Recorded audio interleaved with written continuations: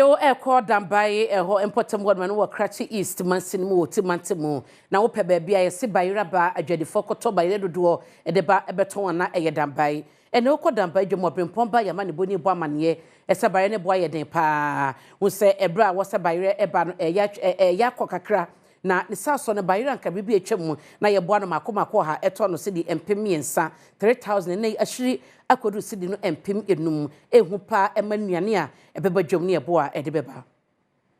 Dwaye no ebo Cratchy East municipality with timantam ne emu and open ye ko no manyasam ketwa bayira bo a wotonton ne nyina no akosoro na Adom Kasee den sra yekopie mu honom no bayira nanka wo ha woton be 3,000 no and oko no mu nya ne fukra na 5,000 ebimu kwa so e de 7,000 abra ni dwade fom man bi edin komo no wonsim bi odi tudwa eni then bayira no any fixed price e bageni and na bia ye fema wo ngiani no waje mu ama otoni no and then too bad, but out of one to Anthony and Badu, who cannot complain about the financial aspects.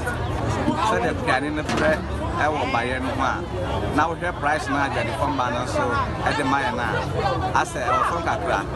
But this time, no, cost of living up high. I told my 2,000, 3,000, 5,000. Scan out to and won't you find to be a so good.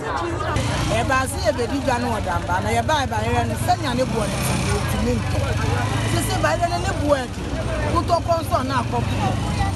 It's a self phone in drone draws.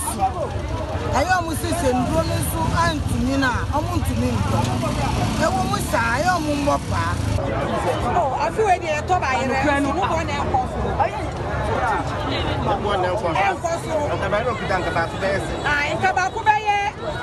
50 Ghana. I feel ready at 36. And wachi kasama for the Mayan Buyers and Sellers Association as so where the source say. I open Wahana, we buy 4,000 Ghana, Obenya. And so I feel we buy a Mikutai, Ubei by say 7,000 and Sana Obenya way Waka. And to which I feel we are by the Bono Akuna Nim. And I'm an entire Akuna Nim, say, I will say, said the Ghana population in Kona Nim, Sansona, amount for so every money by there. And I wish you had done by then, so I said they are a muya deno, Ama Ubia, any trade and buy.